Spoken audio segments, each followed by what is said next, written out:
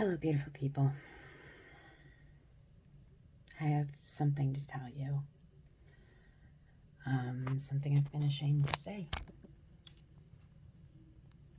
Something that I realized I can't hide because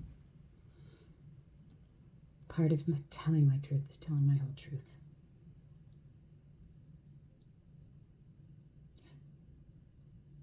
I learned a lot about myself recently. Some of it was very hard to hear. Some of it was very hard to remember. Some of it was more of the same. I was sickly as a kid.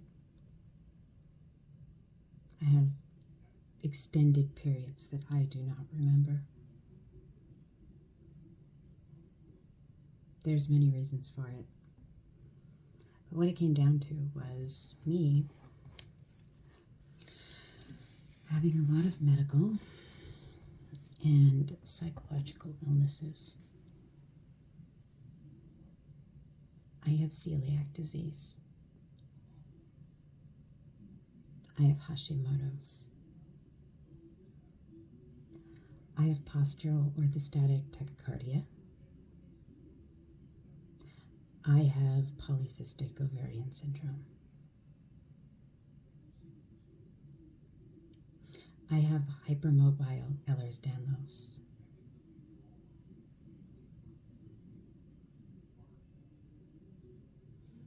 I have BP, bilious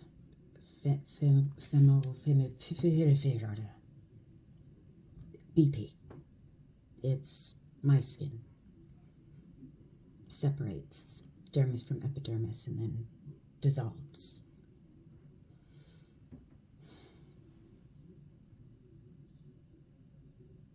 I was also abandoned, used like currency, treated like property, and encouraged to die. My first memory is of being abused, to the point where I didn't realize reality until I was in my 40s. And I'm still discovering that reality. Because I was diagnosed with narcolepsy with cataplexy and fibromyalgia.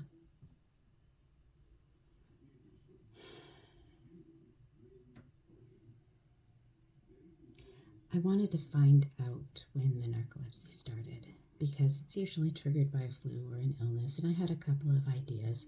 I thought it might be when I got really sick with the flu one time, because it can happen from H1N1, but I also suspected it was the chickenpox.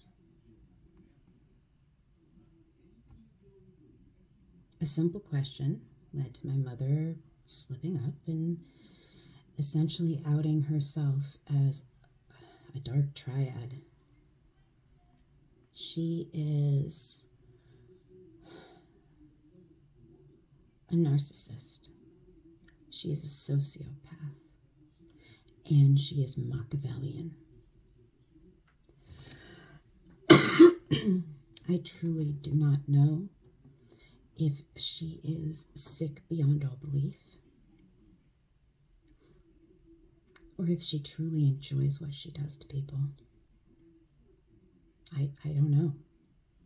I like to think that this is a sickness that she has no control over, but from my perspective, she seems to enjoy it when it's going her way. She doesn't like the panic of knowing some of it's going to come out and not knowing where or when or how much. And in that sense, I feel bad for her. I feel bad that I'm telling my story. But it's my story to tell.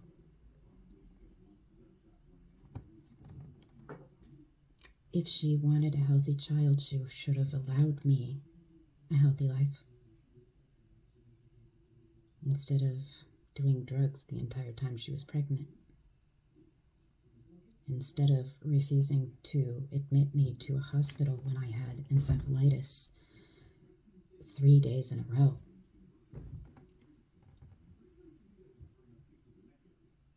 I remember some of it. There were times where I couldn't speak, couldn't move, couldn't hear anything but muffled voices. But I could see. I could feel. There were times where I couldn't see, but I could hear. Why won't you just die? Clear as day. I know what you meant when you said to people she should be dead. They may not have known, but you knew I knew. You used to say some interesting things to me. See, what were some of the bits of advice? Oh yeah, right after you threw me out, it was, strippers make very good money.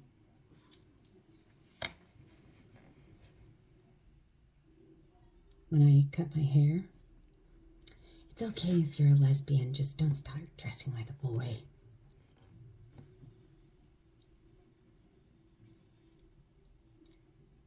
And, oh yeah, someday you will tell a therapist that everything is all my fault. You were right about that one. You were also right about another one. I will never be able to sit on anything in your household. No, you never will. You never visited, and now you never get to. Some of the things that she probably knew that I only just found out after her slip up came from a neuropsych evaluation and electronic records. That's right, electronic medical records, the greatest gift I never knew would be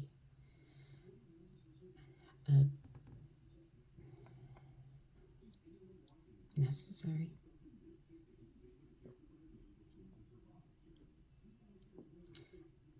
I have dysgraphia. I have dyspraxia. I have autism.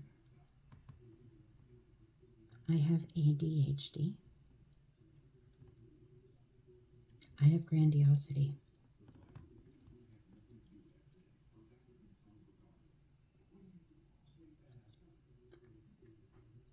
And I have signs, symptoms that at this point qualify me as having borderline personality disorder. Quiet borderline personality disorder, because all of my hate goes inward. All of my outbursts go inward until I have a meltdown.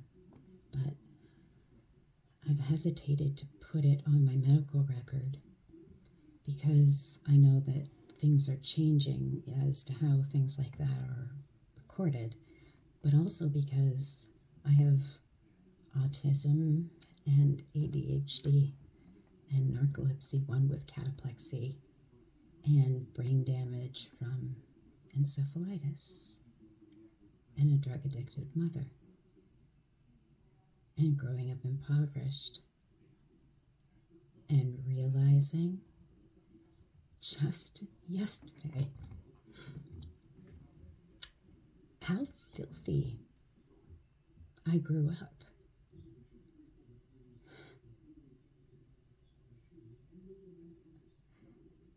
You know, I always thought I kept a clean house because it was the cleanest house I'd ever lived in.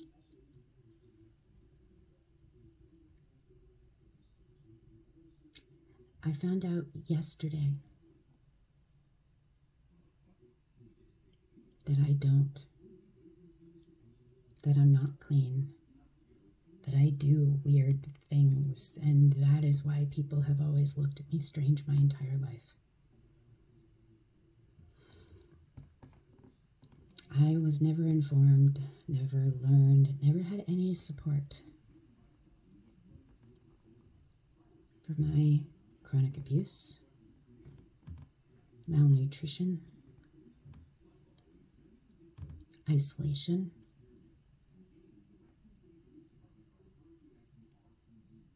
where I lived had crumbling floors.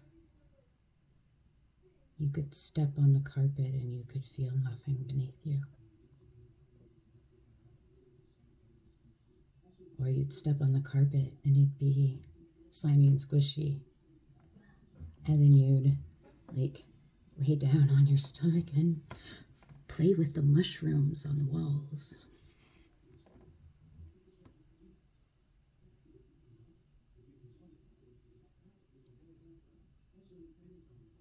I had pinworms.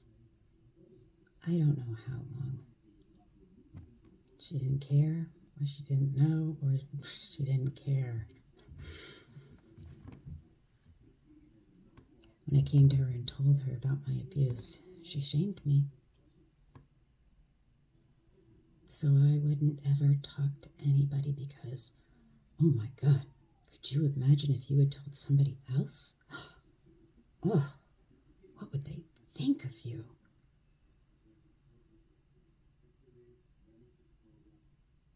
I was 3 or 4 when she shamed me, saying that I couldn't clean myself properly. And I was a disgusting child.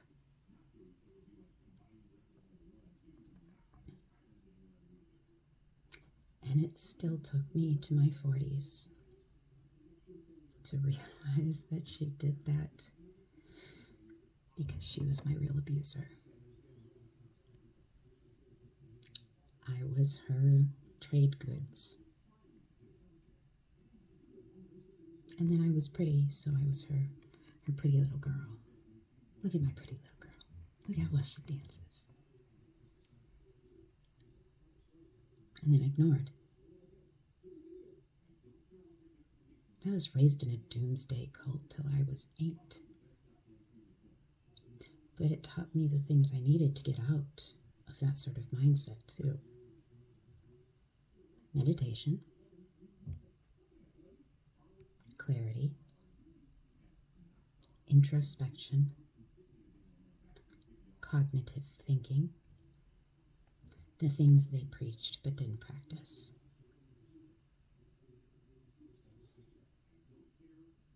I just learned it's not normal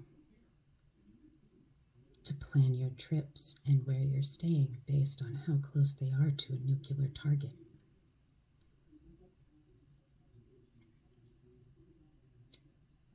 I was in my 40s when I learned that my favorite childhood church song was to train me to live in a bunker by candlelight. So, in honor of that,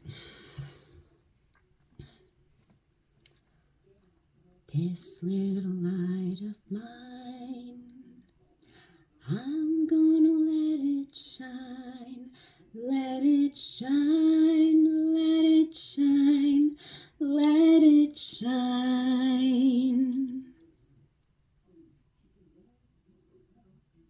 Because I was raised by a sociopath, but no one's gonna come and